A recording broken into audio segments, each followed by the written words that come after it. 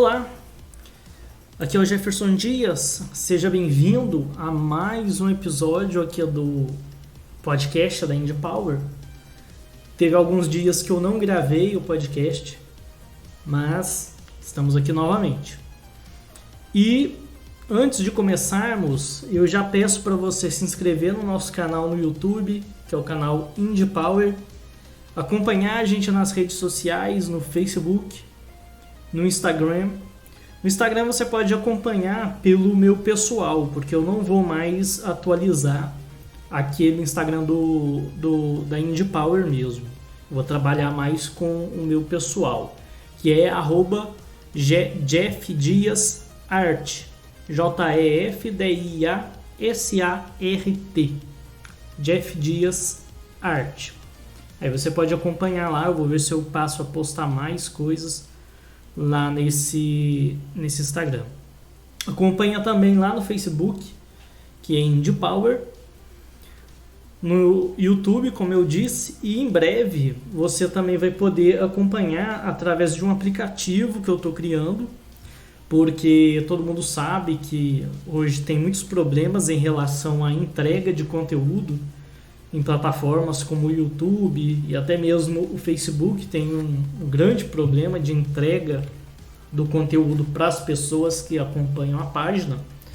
Então nós vamos lançar um aplicativo e nesse aplicativo você vai ter acesso a todo o nosso conteúdo, aos vídeos, aos podcasts. Vai ter também um guia que eu estou fazendo ali dentro do aplicativo. Esse guia vai ser o seguinte: por exemplo, quem está começando a desenvolver jogos muitas vezes não sabe sobre alguns assuntos ou o que é certas coisas dentro do desenvolvimento dos jogos, como por exemplo o que é um GDD, o que é game design, o que é game art, o que é uma mecânica de jogo, o que é um algoritmo, e por aí vai. Então vai ter um guia e nesse guia vai ter pequenos textos explicando o que é cada coisa. E além desse guia vai ter algumas outras informações. Por exemplo, vai ter essa seção, né, dos guias, dos termos sobre GDD, game design, game art, sprite, o que é um sprite, o que é um algoritmo e por aí vai. Vai ter alguns guias focados em pontos específicos, por exemplo, guia de game art. Aí lá vai ter falando sobre pixel art, rotoscópia, animação quadro a quadro, animação cutout e por aí vai. Na parte de programação vai ter o que é uma linguagem de programação, falando também sobre cada linguagem, o que é um algoritmo, o que é lógica de programação.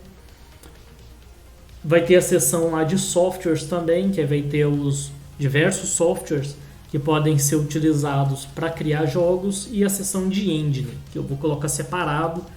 Então vai ser engines e vai ter a seção de softwares para a parte de arte, música e por aí vai. Então vai ter esse guia além do conteúdo. E eu penso também, aqui dentro do meu projeto, é que esse aplicativo tenha os vídeos, tenha os podcasts, vai ter uma área que vai te direcionar para a revista Indie Power para você adquirir. Vou colocar essa seção de guia. Penso também em colocar um mapa onde eu vou listar os estúdios de desenvolvimento de jogos do Brasil. Vou ver se eu consigo fazer isso. E aí você acessando o mapa vai ter lá a lista, o endereço dos estúdios de criação de jogos do Brasil, para caso você quiser conhecer. E também vai ter uma área de conteúdo exclusivo, que vai ser alguma coisa que não vai ter nem no canal do YouTube e nem lá no nosso site, que vai ser realmente exclusivo para quem usa o aplicativo, que pode ser e-book, texto, alguma... não sei, vou ver ainda. Eu estou pensando em algo que seja tipo mini curso ou workshop. Por exemplo, de tempos em tempos disponibilizar um workshop ou um mini curso dentro do aplicativo. Porque aí você vai assistindo pelo aplicativo e você só vai conseguir ter acesso a esse conteúdo lá dentro. Então aguardem, porque eu quero colocar esse aplicativo no ar aí, disponível para vocês baixarem gratuitamente, o mais rápido possível, porque vai ser provavelmente o nosso principal foco de comunicação. Os podcasts, os vídeos no YouTube vão continuar, mas a gente quer condensar todo o nosso conteúdo dentro do aplicativo, para poder ter uma eficiência maior na entrega desse conteúdo e todo mundo ter esse conteúdo, né, em mãos.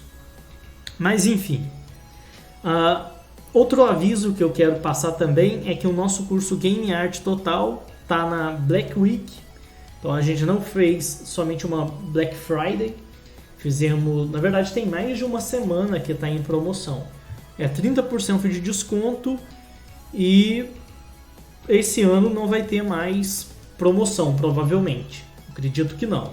Então, se você quer adquirir o curso Game Art Total para aprender a criar arte para jogos 2D e 3D, aproveite que até dia 1º vai estar em promoção. Depois disso a gente não sabe quando que vai ter uma nova promoção. Mas enfim, vamos para o nosso conteúdo, que é GDD, que é o Game Design Document. Usar, na verdade faltou um S aqui, né? Mas ignorem que falte um S. Depois eu tenho que corrigir isso. Então, usar ou não usar o GDD. Durante muito tempo eu defendi sobre a importância, eu falei sempre sobre a importância de ter um GDD ali, com tudo muito bem definido, com o seu jogo do início ao fim, todo planejado, e você executar aquilo ali. A grande vantagem de usar o GDD, e que continua sendo uma grande vantagem, obviamente, é que você consegue colocar a ideia do seu jogo de uma forma ampla no papel, e antes de começar a de fato produzir o seu jogo, você pode ler o seu GDD, meio que imaginando o seu jogo, como que vai acontecer, e tentar encontrar falhas no seu jogo ou coisas que podem ser modificadas antes mesmo de você começar a produção. Porque você fazer o jogo e depois que você for descobrindo falhas técnicas, falhas criativas, você for corrigir aquilo, você acaba perdendo um pouco de tempo em fazer isso. Então a ideia do GDD é você planejar, ver ali no papel o que vai funcionar, o que não vai funcionar, fazer um protótipo rápido, validar aquela ideia e depois produzir o jogo. Aí você sabe que o jogo vai funcionar. Essa é a grande vantagem do GDD.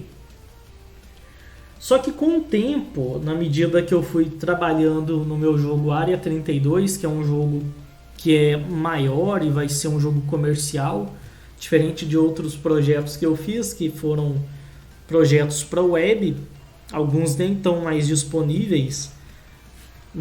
Eu acabei tirando do ar por ter ficado até obsoleto, mas esse é o primeiro projeto assim para Steam mesmo, e que é feito para ser um projeto para venda, um projeto comercial.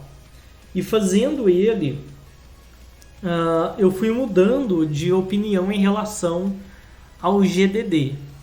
Embora eu continue achando que o GDD é uma ferramenta que ajuda bastante, eu já não vejo como sendo algo tão fundamental ou tão indispensável igual eu pensava antigamente. E por que hoje eu penso diferente? Eu acho que o GDD é algo que pode ser dispensado. Pelo fato de que o jogo, quando você começa a idealizar o seu jogo, principalmente quando são os primeiros jogos, dificilmente aquela primeira ideia vai funcionar. E se você já for produzir aquela ideia que está no papel, que você planejou, no meio do caminho você vai começar a perceber, é provável que você comece a perceber que muitas coisas não vão funcionar ou que melhorias podem ser implementadas. Aí o que acontece? Você passa um mês planejando um GDD ou até mais tempo, só que na prática, na hora que você vai fazer, você vai acabar fazendo ali 20% dele. Porque o jogo, na medida que você vai construindo, você vai modificando. Você planeja uma mecânica, planeja como que vão ser os controladores, o sistema de regras do jogo. Só que quando você coloca aquilo em prática, primeiro, você vê que muita coisa às vezes não funciona e você percebe que muito pode ser implementado, melhorado ou até totalmente excluído do jogo.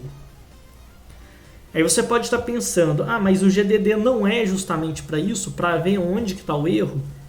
A ideia é você ver pelo GDD onde que está o erro.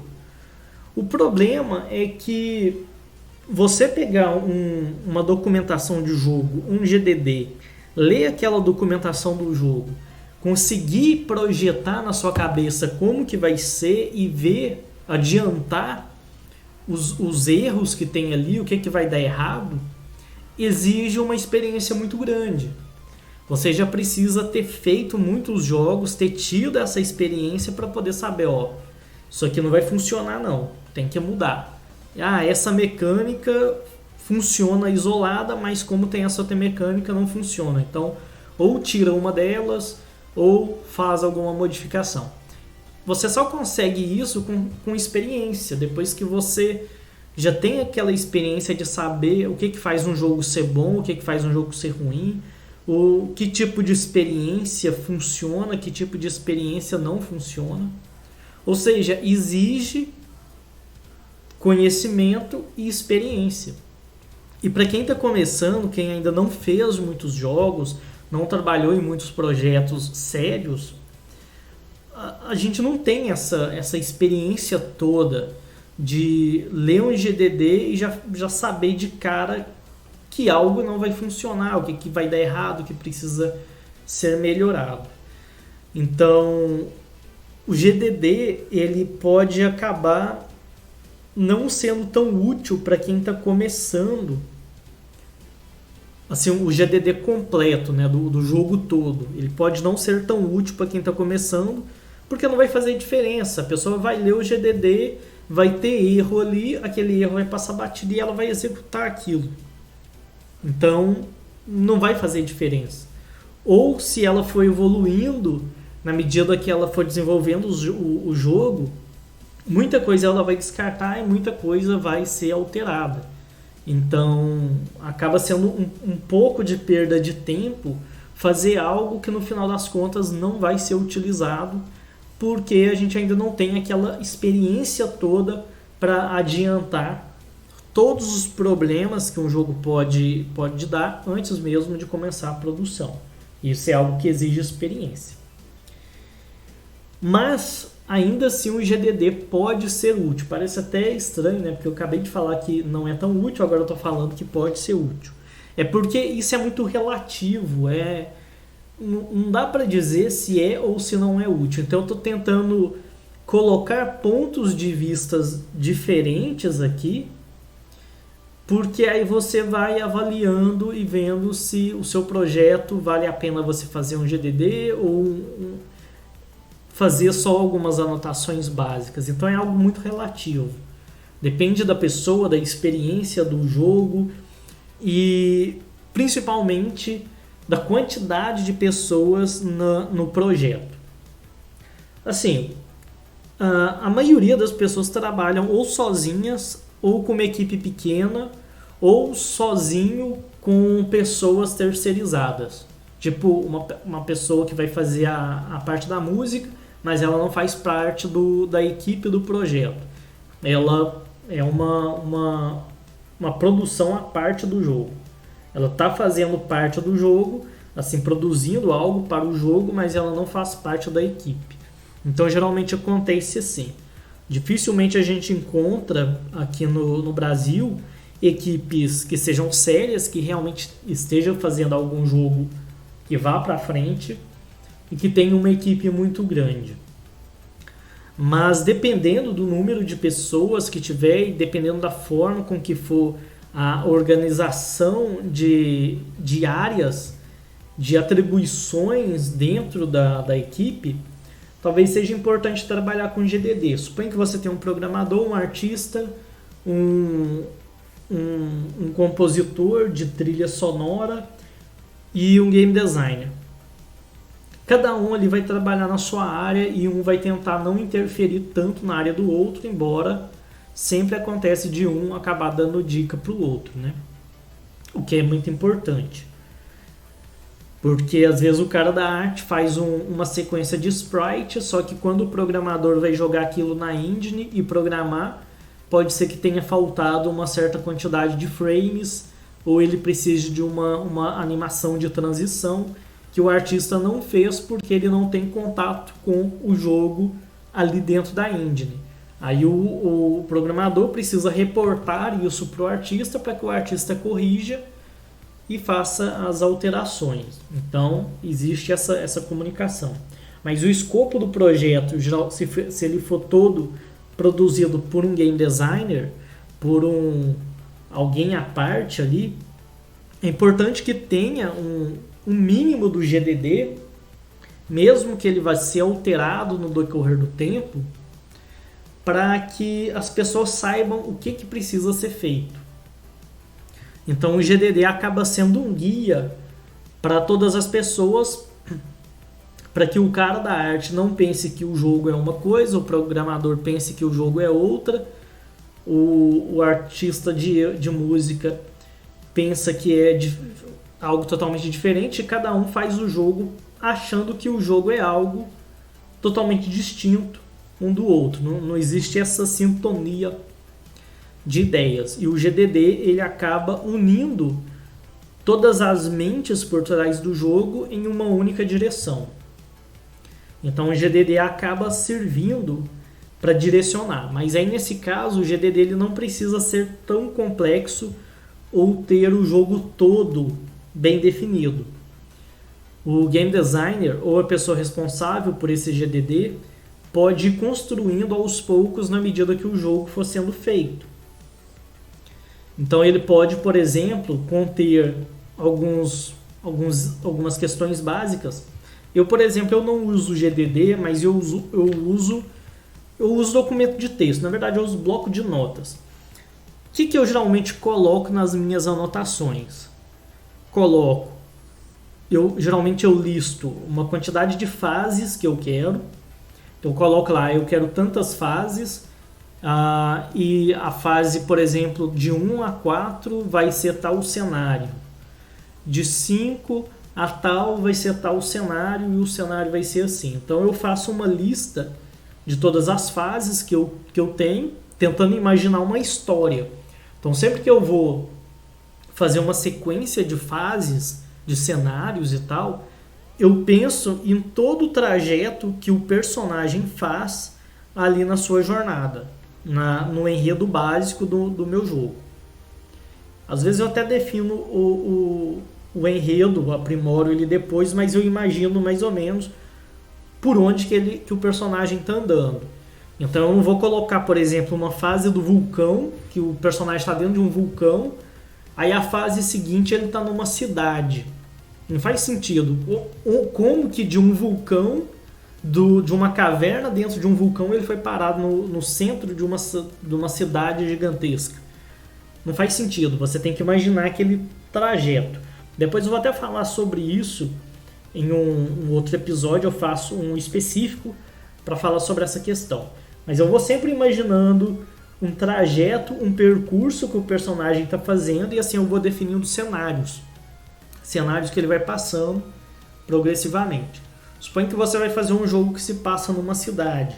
Você pode fazer com que ele saia da área mais periférica da cidade e vai aos poucos entrando e chegando até o local que ele precisa, passando por áreas industriais, áreas rurais, bairros, pontes. Então você vai localizando ali o cenário do seu jogo com base no percurso que o seu personagem faz.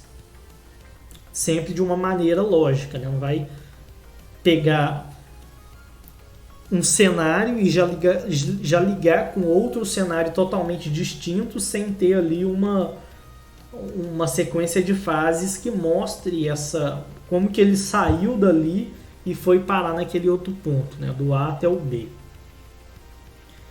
Então eu geralmente defino a sequência de fase e os cenários, que é muito importante.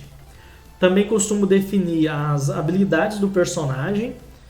Por exemplo, no meu jogo Área 32, aí eu defini o que ele vai conseguir fazer. Até na primeira versão eu coloquei que ele teria a arma e na medida do jogo ele iria adquirindo novos tipos diferentes de armas, que dão tiros diferentes. Depois, essa mecânica foi removida do jogo porque, dependendo da arma que o jogador pegasse, o jogo ficava extremamente fácil. E não dava para eu equilibrar, montar a fase, montar o jogo, de forma que a dificuldade ficasse ali razoável, tanto para arma simples quanto para uma arma mais complexa. Se ele utilizasse uma arma simples, o jogo ficava numa dificuldade ok. Se ele usasse uma arma melhor, ficava muito fácil. Se eu tornasse o jogo mais difícil para que quando ele usar a arma melhor, o jogo ficasse mais equilibrado, aí se ele estivesse usando uma arma muito fácil, a fase ficava impossível.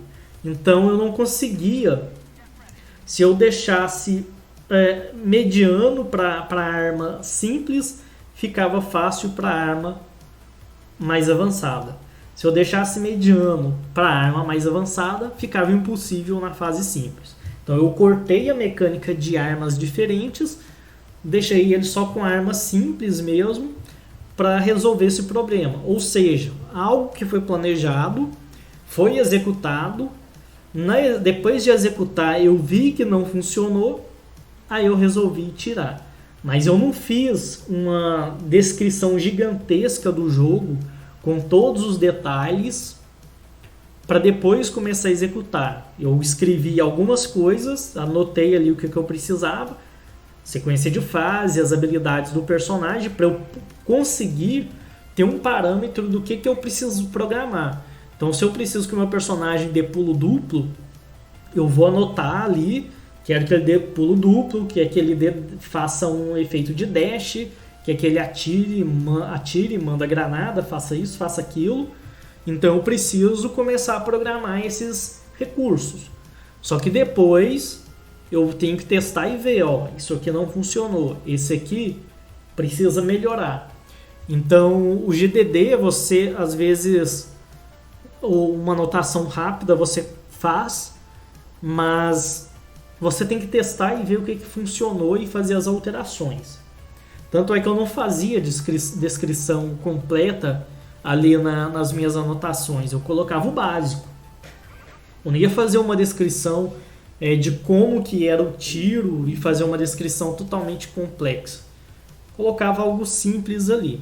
Até porque, como é só eu no projeto mesmo, então eu vou entender as minhas anotações. Se tiver mais pessoas trabalhando, por exemplo, você é o game designer e vai ter um programador.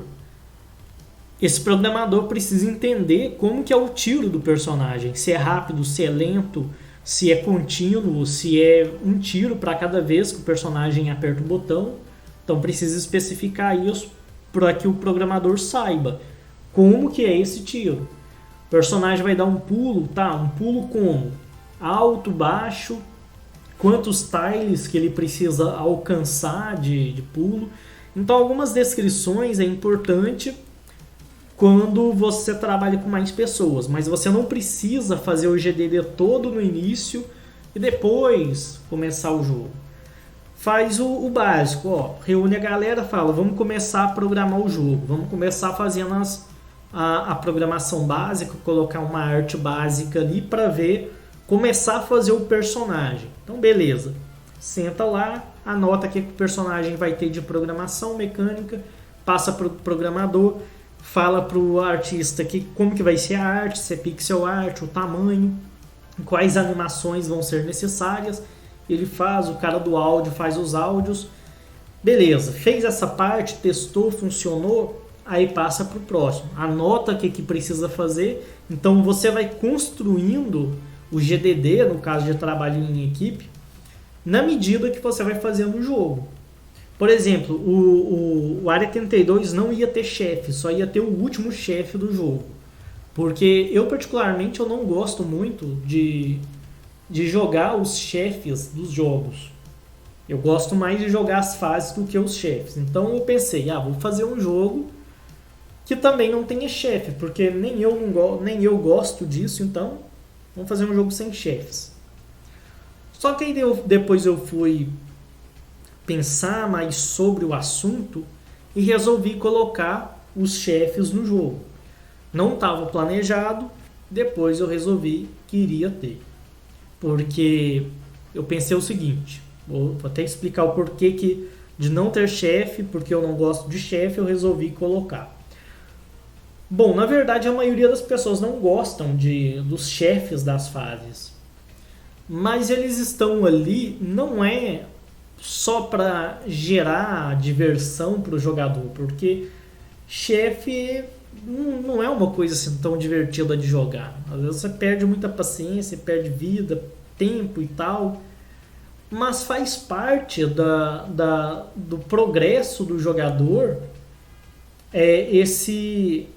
essa dinâmica de chegar numa parte que ele não gosta, numa parte difícil, ter que descobrir como aquilo funciona, derrotar aquele chefe para avançar.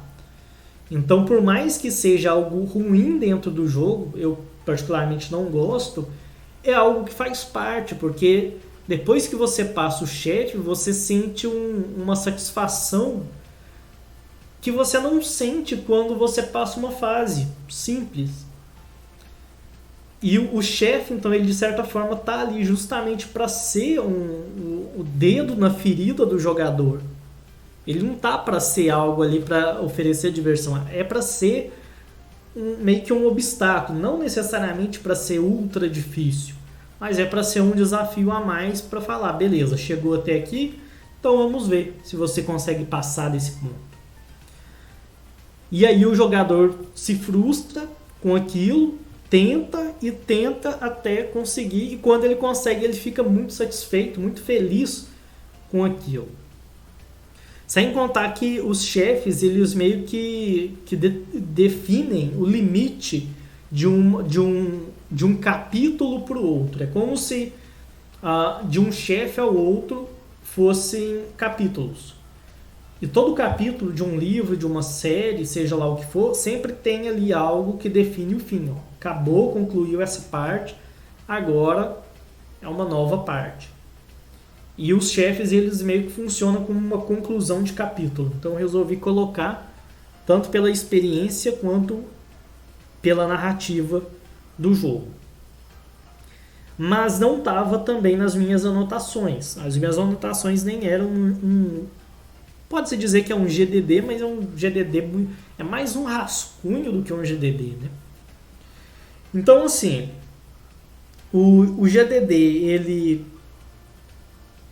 pode valer a pena, desde que você não perca tempo com ele, que você faça ele de forma progressiva e que ele seja meio que enxuto. Porque não adianta você ficar meses, semanas e tal, fazendo algo, idealizando, e no final das contas você não utilizar aqueles recursos. Então é melhor você ir construindo o jogo aos poucos.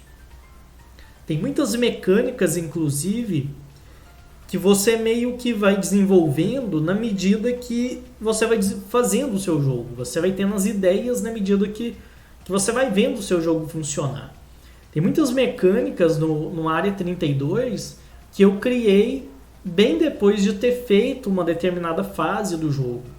Até tem uma sequência de fase que eu estou alterando elas em 100%, a dinâmica de jogo dessa fase, porque eu tenho trabalhado muito nessa questão do dinamismo do jogo. O jogo ele é de plataforma, mas ele não precisa ser aquela mesma coisa, sair do canto esquerdo para o canto direito da tela e ser sempre a mesma coisa. Eu tenho buscado alterar, por mais que em essência o jogo de plataforma seja isso, sair do ponto A até o ponto B, eu tenho buscado fazer modificações na experiência. Por exemplo, tem fase, a maioria das fases é de sair do ponto A para o ponto B, da esquerda para a direita, mas eu tenho colocado alguns elementos a mais. Como, por exemplo, tem uma fase que fica uma água tóxica subindo e descendo, então o jogador tem que avançar e tomar cuidado. Ele tem que avançar enquanto a água está baixa e correr quando a água estiver subindo, para poder evitar essa água tóxica. Bem no estilo de uma certa fase que tem no Donkey Kong Country 2 do Super Nintendo, que tem uma água tóxica que vai subindo e descendo, é uma fase dentro de um navio, e aí você tem que avançar na fase tomando cuidado. Tem uma fase que eu coloquei que é uma mira seguindo o player, que aí essa mira de vez em quando atira no player. Também é uma ideia que eu tirei do Donkey Kong Country 3, nas fases da fábrica, que é o terceiro mundo, se eu não me engano. Terceiro ou quarto, depende por onde você vai seguir. E todas essas questões não estavam no projeto inicial. Só que na medida que você vai jogando o game, você vai vendo, isso aqui na teoria funcionava, mas está muito monótono, precisa melhorar. A gente precisa colocar inimigos diferentes para cada fase, para ter uma novidade. Vamos colocar um tempo nessa fase, vamos colocar com que a câmera vai arrastando o jogador. E por aí vai, tornar o jogo mais dinâmico e tal. Só que essas ideias elas vão surgindo na medida que você faz o jogo. É difícil você deixar o jogo todo amarradinho ali, tudo certinho, logo na ideia inicial. Você tem que ir vendo o jogo sendo construindo e fazendo aos poucos. Não é igual um filme que você tem um roteiro e faz. E até os filmes, tendo o roteiro pronto, é muito comum no meio da gravação eles mudarem o roteiro, porque às vezes faz algo, filma, só que na hora que vai ver não funcionou tão bem a sequência, então eles mudam. Então é comum ter essas mudanças no decorrer ali, no caminho do projeto. Então o GDD ele não pode ser algo muito fixo, muito detalhado demais, porque senão você perde tempo e acaba não se abrindo a novas experiências, a novas mecânicas que podem surgir, inclusive de bugs. Às vezes você faz o jogo, dá um bug e aquele bug pode virar a sua próxima mecânica inovadora. Aí você tem que mudar todo o jogo porque você descobriu uma mecânica por acidente muito mais interessante do que o que estava anteriormente.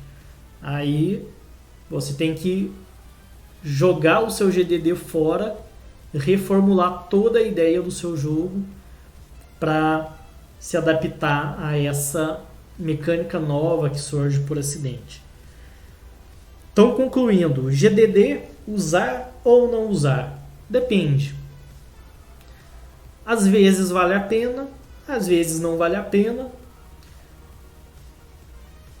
Tudo depende do projeto, da situação, mas é aquilo, faça o mais simples possível e tenha em mente que você vai descobrindo o seu jogo aos poucos e vai construindo ele na medida que você vai se entendendo com o seu jogo. Seu jogo é algo desconhecido, é difícil você conhecer o seu jogo antes dele estar pronto. A não ser que você tenha experiência suficiente para bater o olho naquilo e falar, não, isso aqui não tá bom, tá ruim, tem que mudar isso e aquilo. Aí você executa, vira uma maravilha de jogo. Mas exige experiência e antes disso, antes de você adquirir essa experiência, você tem que fazer jogos e a gente tem que fazer da melhor forma possível. Bom, então é isso. Essa é uma reflexão, né, onde eu mostrei alguns pontos de vista sobre usar ou não usar o GDD, que aqui está no caso o ar, né, o ar ou não usar.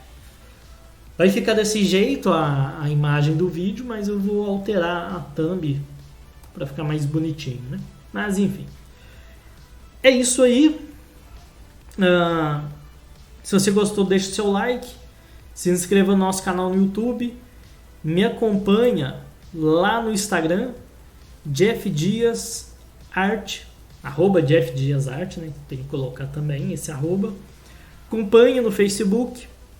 Fique atento também, porque em breve tem nosso aplicativo para você acompanhar nossas novidades diretamente do nosso aplicativo, sem depender de notificações do YouTube, de visualizar alguma coisa no Facebook e por aí vai.